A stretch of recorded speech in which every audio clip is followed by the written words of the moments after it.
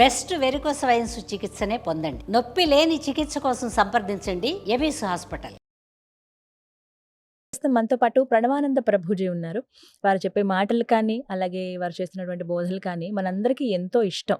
ప్రత్యేకించి సమకాలీన అంశాలపైన ఎప్పుడు వారు ప్రస్తావిస్తూ ఉంటారు. మన వే ఆఫ్ లైఫ్ అనేది ఎలా ఉండాలని ఎప్పుడూ చెబుతూనే ఉంటారు.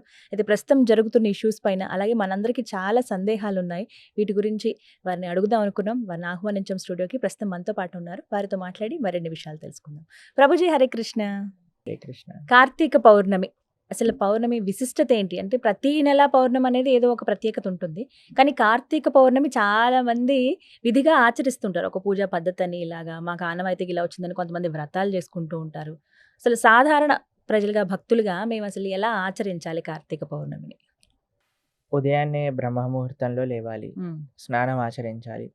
కార్తీక పూర్ణమి రోజు ఒక విశిష్టత దేవ దీపావళి అని కూడా అంటారు కొన్ని ప్రదేశాల్లో. కార్తీక పూర్ణమి యాక్చువల్గా ఈ ఏకాదశి, ద్వాదశి, త్రయోదశి, చతుర్దశి, పూర్ణిమ, ఈ పంచకం, భీష్మ పంచకం అని అంటారు. ఈ 5 రోజుల్ని చాలా విశేషంగా చెప్తారు. మీకు తెలుసా, బృందావనాది క్షేత్రములలో ఈ 5 రోజులు నిల్జలు ఉంటారు. 5 రోజులు ఏమి తినరు, తాగరు, అలానే భగవన్ నామని చెప్తూ రక్షణ చేస్తూ స్వామికి అర్చన చేస్తే అంత తపస్సులు చాలా మంది చేస్తూ 5 రోజులు చేస్తారు. చాలా శక్తివంతమైన పీరియడ్ అన్నమాట ఇది. చాలా మంచి ఆధ్యాత్మిక అనుభూతులు మనకి పొందవచ్చు ఈ టైంలో. సాధన, మనం భగవన్ నామ జపం కానీ, తర్వాత భగవంతుడి యొక్క ఆరాధన కానీ, భగవంతు ఆలయ ప్రదక్షిణ కానీ, గోసేవ కానీ, మనము దామోదరుడు, ముఖ్యంగా కార్తీక అధిష్టాత దేవత దామోదరుడు అంటే కార్తీక దామోదర వ్రతం అని అంటాం. ముఖ్యంగా దామోదరుడికి పూజ, అర్చన, దామోదరాష్టక పఠన, ఇవన్నీ చాలా విశేషం. కార్తీక పూర్ణమి రోజు ఇంకో విశేషం అందరికి తెలుగు వాళ్ళకి తెలిసి ఉంటుంది. 365 ఒత్తులు కలిపి పెట్టేస్తారనమాట. ఆ తర్వాత ఇంకా సంవత్సరం అంతా దీపం పెట్టకపోయినా పర్వాలేదు అంటే. యాక్చువల్గా ఈ 365 రోజులు కలిపి మనం ఏదైతే ఒత్తులు కలిపి దీపం పెడతామో అది ఎందుకు పెడతామంటే, కొన్నిసార్లు బై మిస్టేక్ మనం ఎప్పుడైనా పెట్టకపోయినా, ఏదైనా మంచి మనస్సుతో, ఇప్పుడు పెట్టామంటే ఇలా ఒలిగించి పెట్టడం ఎంతసేపు అండి, కానీ ఆ భావన, భక్తి భావనతో వెలిగించలేదు అన్న దానికి ఇది కంపెన్సేట్ చేస్తుంది. కానీ ఈ రోజు ఒకరోజు అందరూ మగవాళ్ళు, పిల్లలు అందరు పెట్టేస్తారు, తర్వాత ఇంకా దేవుడి జోలికి వెళ్ళరు అనమాట. సంవత్సరం లోపల ఆవిడ చెప్పేస్తారు, మీరే పూజ డిపార్ట్మెంట్, మేమేం చేయము, ఎందుకు దీపం పెట్టరా ఆయన అంటే, పెట్టాం కదా కార్తీక పూర్ణిమకి అని. అలా కాదండి. యాక్చువల్గా పూజ అనేది కేవలం స్త్రీలకు సంబంధించింది కాదు. మనకి అంబరీష వృత్తాంతంలో చెప్తారు. అంబరీష మహారాజు గారు ఉండేవారు అనమాట. ఆయన మనకి భాగవతంలో మీరు వినే ఉంటారు, దుర్వాస అంబరీష చరిత్ర. ఆయన ఏకాదశి వ్రతం చేశారనమాట 1 సంవత్సరం పాటు. ఆయన యొక్క చరిత్రలో చెప్తారు, ఆయన స్వయంగానే వెళ్ళి భగవంతుడికి ఆరాధన చేస్తూ ఉండేవారు. వాళ్ళ భార్య అనేది అంటే, లేదండి నేను కూడా మీకు హెల్ప్ చేస్తాను, లేదు లేదు నీ పూజ నువ్వు చేసుకో, నా పూజ నేను చేసుకుంటాను అని. ఆయనే రాజు, మహారాజు గారు అయినా సరే యమునా నదికి వెళ్ళి నీళ్లు తోడుకొని తీసుకొచ్చి భగవంతుడికి అభిషేకం చేసి నైవేద్యాలు పెట్టి అలా ఉండే. సవై మన కృష్ణ పదార విందయో బాచాంసి వైకుంఠ గుణాను వర్ణనే కరౌ హరేర్ క్షేత్ర మందర మార్జనాదిషు. ఆయన గురించి అన్ని మంచి లక్షణాలు కలిగిన వాడు. అయితే ఆయన చెప్పేవాడట వాళ్ళ భార్యకి, నువ్వు నీ ఆరాధన చేసుకో, నేను నా ఆరాధన చేసుకో, ఎందుకంటే నాకు భగవంతుడితో సంబంధం ఉంది, నీకు భగవంతుడితో సంబంధం ఉంది, కాబట్టి అందరూ చెయ్యాలి, అందరూ ధార్మికంగా ఉండాలి. కార్తీక పౌర్ణమి రోజు మనం ఒక సంకల్పం కూడా చేసుకోవచ్చు. మనం ఈ రోజు మంచి రోజు కదండి. ఏ రోజు మంచి రోజు అంటే, ఏ రోజు అయితే మనం మంచి వైపు మారాలి అని అనుకుంటాం ఆ రోజు మంచి రోజు. కాబట్టి దామోదరుడు అష్టకం అనేది చాలా విశేషంగా, దామోదర అష్టకం. బృందావనంలో రాస పూర్ణిమ అని శరత్ పూర్ణిమని పిలుస్తారు. శరత్ పూర్ణిమ తర్వాత ఇంకొక రాస పూర్ణిమ కార్తీక పూర్ణిమ. కార్తీక పౌర్ణమి కూడా శ్రీకృష్ణుడు రాస నృత్యం చేశారనమాట. కాబట్టి విశేషంగా రాధాకృష్ణులకి మొత్తం తెల్ల బట్టలు వేసి ఎంత బాగా చేస్తారు బృందావనంలో అయితే. అలంకరణ, అర్చనాదులు చాలా పెద్ద పండగ అనమాట.